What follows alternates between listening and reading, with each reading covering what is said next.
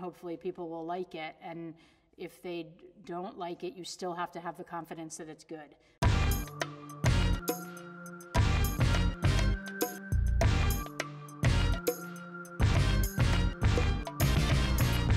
I'm Missy Robbins, and I'm a badass woman.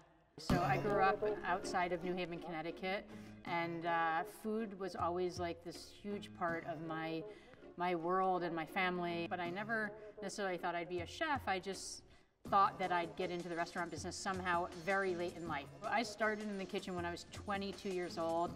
I was just finishing up college at Georgetown University in Washington, D.C. A friend of mine that I grew up with in elementary school, she was cooking at a very famous restaurant in Chicago, and I was like, oh, well, if she can cook, then so can I. And at the time, it wasn't this sort of renowned profession, but I got really inspired by her, and I said, okay, I'm gonna give it a shot, and I tried to get into all these kitchens, and people sort of kept rejecting me. I obviously had zero experience. I finally knocked on the door of the restaurant right above my bar that I went to in college. I said, hey, I'd love to learn. And they said, okay, every Friday and Saturday you can be here at 4. I said, Friday and Saturday, I'm a senior in college. And they were like, yeah, that's when we need you to work. And I said, okay, fine, I'll do it. Literally just fell in love with it. 20 years ago now. I went to Italy for about 6 months, and I worked in kitchens throughout northern Italy, and I would just go to kind of restaurant to restaurant and spend a month in each, and I really fell in love with it and fell in love with regional Italian cooking. I've certainly had a great amount of success in this business, and it's been a really long road. It wasn't about awards, and it wasn't about stars, and it wasn't about accolades. It was about making people happy. I was just kind of doing what I wanted to do, and I was happy doing it, and I think when you can do that, things really can go your way. For me, the idea of success was always having my own place, and that didn't happen until 4 years ago when we opened Lilia. The dream to me was to open in Manhattan. This space in Williamsburg came about to my partner, Sean, and I very bluntly said, I'm not fucking opening a restaurant in Williamsburg. It's an old auto body shop. It's got amazing bones. We decided to go for it because at the end of the day, I was like, what's the worst thing that could happen? I think obviously it was an incredible decision, and really has made me a much more open-minded person. I've worked in all sorts of kitchens. I've worked in kitchens that are all women. I've worked in kitchens that are all men. I've worked in 50-50 kitchens. I've been a boss for a long time, but it definitely feels different to own your own restaurant where you get to decide everything. I can't imagine ever not being my own boss.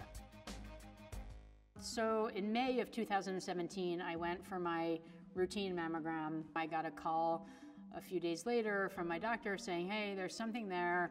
That day on the ultrasound, they just kept going through the same place on my left breast. And you start to get very freaked out because you're like, why do they keep going over this place? What's going on? I had a lumpectomy a week or two later, about 2 weeks later. In September, started radiation treatment. I think breast cancer has helped me become a little bit better version of myself. Lilia needed to just kind of keep going, and that was my only sort of concern at the time, was like, okay, it was very clear that I needed to tell our staff, and they were incredibly supportive. I think they were scared, and I think they were nervous, but they held it together, and they did everything they needed to do to just keep Lilia going. I'm really grateful to have this incredible staff and an incredible business partner that were able to just be supportive. Running the restaurant, Lilia, and in the process, during this whole process, I was building Misi as well. I had breast cancer, and I needed to get through that period, and I knew very early on from my diagnosis that I was going to be okay. I just sort of took the time I needed to take during treatment and during that process to focus on it without losing focus of Lilia or Misi. That James Beard Award is one of the highest awards you can get in my industry as a chef. It felt good, it felt validating, and it felt accepting, and it felt like, wow, I've done all of this work and people are recognizing it. Again, you can't do it because you want to win an award, but winning the award still feels awesome. And now for a final word follow your path and be true to yourself. Take your time and put your head down and work for whatever it is that you're excited about. All right, I'm Missy Robbins and I'm a badass. Oh, badass woman. Oh, I'm Missy Robbins and I'm a badass woman.